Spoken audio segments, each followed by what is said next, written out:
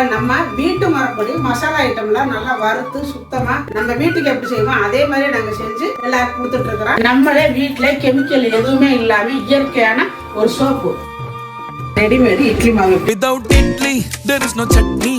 முருங்கை பொடி, பிரண்டை பொடி 500 சர்க்கரை இருந்தாலும் நார்மலுக்கு 100க்கு 100 கொண்டு வர்ற சர்க்கரை கண்ட்ரோல் பவுடர், நிறைய சத்துக்கள் நிறைந்த சத்து மாவு, செட்டிநாட்டு பிரியாணி மசாலா, பருப்பு பொடி, கருவேப்பிலை இட்லி பொடி, செட்டிநாட்டு சாம்பார் தூள், ரசப்பொடி, மாங்காய் ஊறுகாய், 12 விதமான மூலிகை சேர்த்து காய்ச்சி எடுத்த ஹேர் ஆயில், ஆவார அரப்பு பொடி. இந்த பொருள் எல்லாம் உங்களுக்கு வேணும்னா கீழே இருக்கிற வாட்ஸ்அப் நம்பருக்கு கேட்டு வாங்கிக்கோங்க.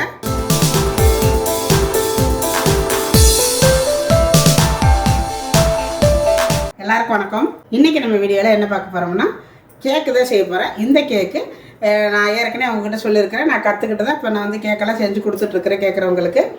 இந்த கேக் வந்து ரொம்ப டிஃப்ரென்ஸாக இருக்குது, வித்தியாசமாக இருக்கும். இது யார் வேணாலும் செய்யலாம். இதை வந்து கற்றுக்கிட்டு தான் செய்யணும் அப்படிங்கிறதுல நாங்கள் கற்றுக்கிட்டோம், நீங்கள்லாம் கற்றுக்கிட்டு தான் செய்யணும் அப்படிங்கிறதுல ரொம்ப ஈஸியாக செஞ்சிடலாம். வாங்க இப்போ அந்த கேக் எப்படி செய்யறதுன்னு பார்க்கலாம். அதுக்கு முன்னாடி நம்ம சேனலை நீங்கள் சப்ஸ்கிரைப் பண்ணாமல் இருந்தால் சப்ஸ்கிரைப் பண்ணி வச்சுக்கோங்க.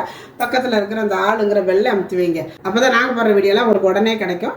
ஒரு பாத்திரம் எடுத்து வச்சுருக்கிறேன். அதில் அதாவது 200 கிராமு நான் கோதுமை மாவு எடுத்துருக்கிறேன்.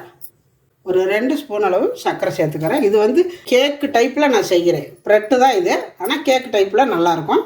அதனால் இனிப்பு கம்மியாக தான் நான் போடுறேன். சின்ன ஸ்பூனால் 1 ஸ்பூனு ஈஸ்ட் சேர்த்துக்கிறேன்.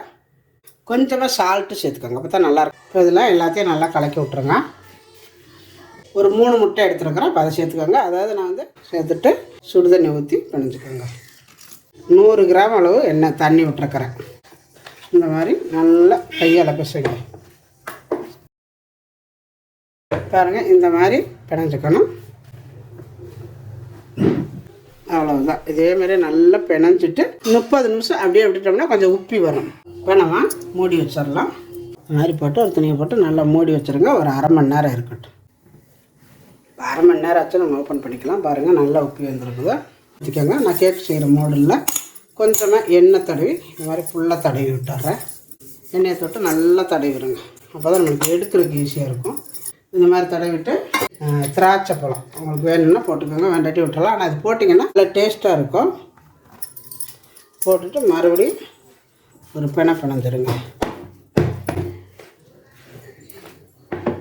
மாதிரி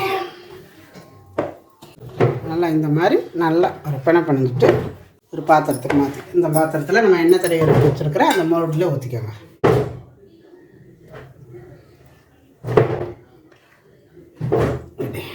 நல்லா ஊற்றிட்டு இந்த மாதிரி ஒரு இதை வச்சு நல்லா தடவி விட்டுருங்க. தட்டி விட்டுருங்க. தட்டி விட்டுட்டு தடவி விட்டுருங்க இந்த மாதிரி. இப்போ நம்ம இதை வந்து குக்கரில் தான் செய்ய போகிறோம். குக்கரில் உள்ள தண்ணி வச்சுருக்கிறேன். தண்ணி வச்சு அதுக்கு மேலே ஒரு ஸ்டாண்டு போட்டுக்கிறேன். இதில் தான் இன்றைக்கி நம்ம செய்ய போகிறோம். இதில் வச்சுக்கணும். நல்லா மூடி வச்சிடணும்.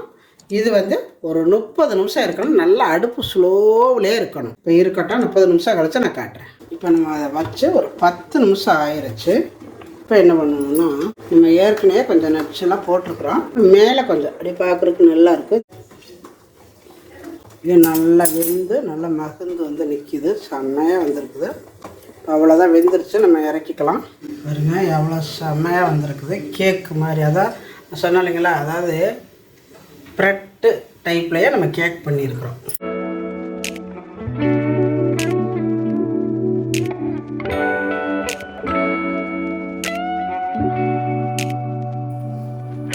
ஒரு கத்தியை கொடுத்து அப்படி தூக்குனீங்கனால வந்துடும். லைட்டாக பாருங்கள், லைட்டாக அப்படி தொட்டாலே வந்துடும்.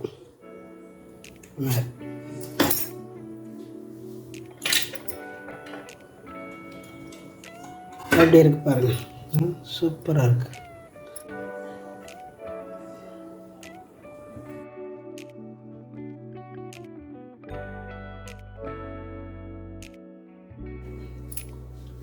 பாருங்கள் எப்படி இருக்குது, செமையாக இருக்குது.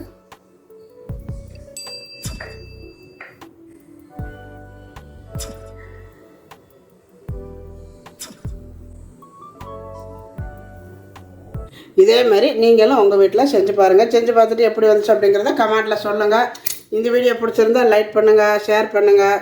செட்டிநாட்டு சமையலுக்கு சப்ஸ்கிரைப் பண்ணுங்கள். நன்றி. வாழ்க வளமுடன்.